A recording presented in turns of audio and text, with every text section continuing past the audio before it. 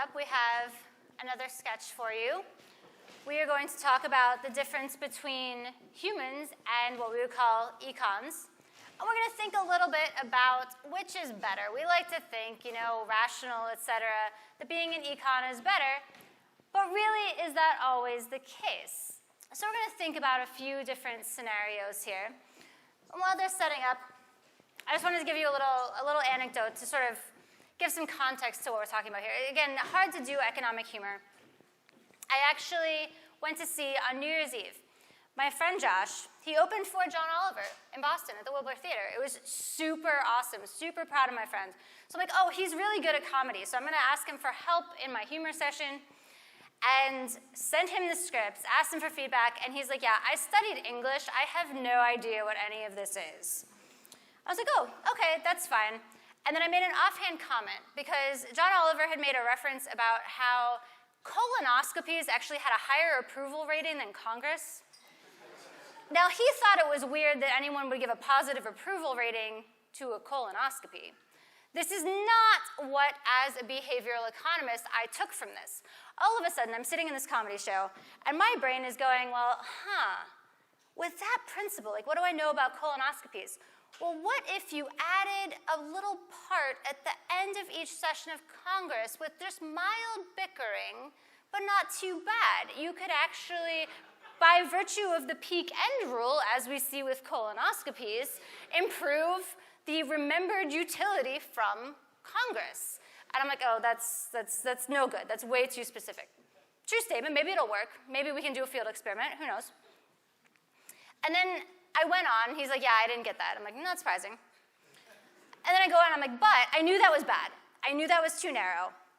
So technically speaking, by a reverse application of the Dunning-Kruger effect, that must mean I'm really good at comedy, because if I was bad at comedy, I wouldn't really know what was good and what was bad. He writes back, and I quote, that was a fucking good joke, nerd. Like, wow, high praise from this person that knows what they're talking about. And finally, I hit the sweet spot of nerd knowledge. And I've said, well, yes, except that you only get the joke because you're a nerd. And he texts me back. He's like, no, I didn't get it. So I now have what I will call the Beggs-Gondelman corollary to the Dunning-Kruger effect, that apparently you don't actually, if you're good at comedy, need to be able to get the jokes to be able to assess whether something is a good joke or not. Didn't know that. So I learned something. So we're going to talk about our econs versus humans. So I'd like to bring our actors back up to the stage.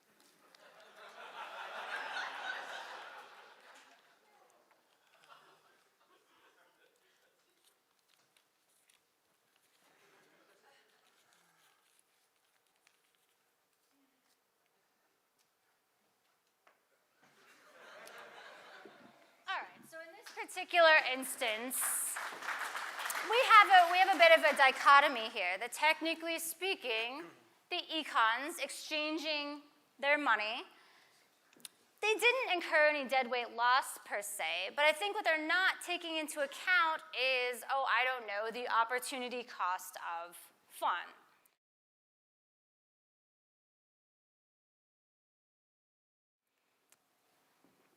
But we want to say, well, that's kind of a horse race. Are there other situations where it's clearly better or worse to be an econ versus a human?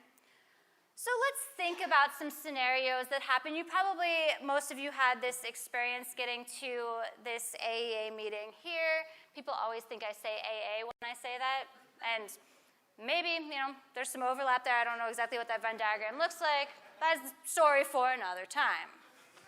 Nonetheless, you say, well, what happens when we consider typical airline behavior?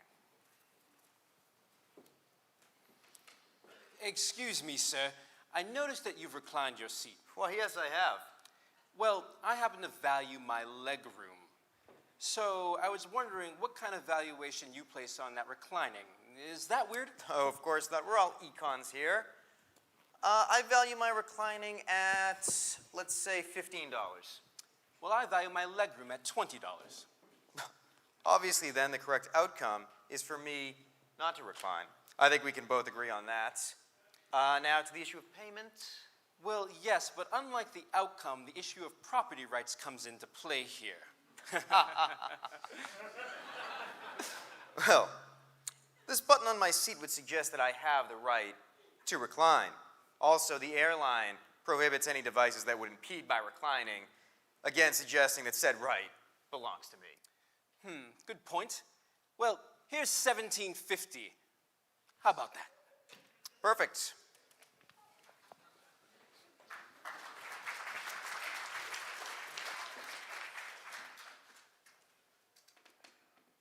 Hey, what the hell are you doing? I'm reclining my seat. The hell you are? Try and stop me. All right, break it up, in your seat. All right, you guys clearly cannot behave, and because you neither know of the existence of nor understand the Coase theorem, we are going to have to land this plane in Chicago. We will turn this vehicle around and ground it because you all cannot behave.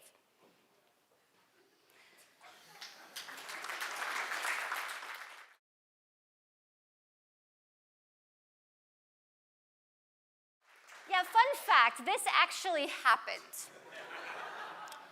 Not only did this happened 3 times in 2 weeks.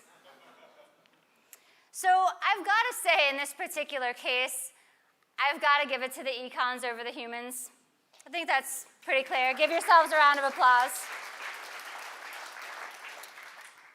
And we can see that. We can even see that played out in the media. So obviously, this is a pretty popular story, as a human interest thing. People think it's funny. So we had a lot of commentary on this issue. We have one headline that we see here, which is pretty much what the Coase theorem suggests. You don't want me to do this, you pay me, that's totally fine. Not entirely surprising to see this headline or thesis from a man who is the son of Robert Barrow. So apparently economic thinking is hereditary to some degree. So we can then analyze whether the rest of the internet agrees with him, and apparently that answer would be no. Now here, it's really unclear what the...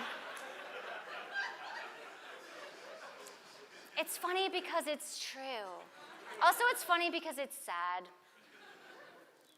Now here, I'm not exactly clear on what the objection is, because you can't technically tell whether the objection is to the idea of transferring money in order to allocate property rights, or whether the true objection is to what the property right is in the first place.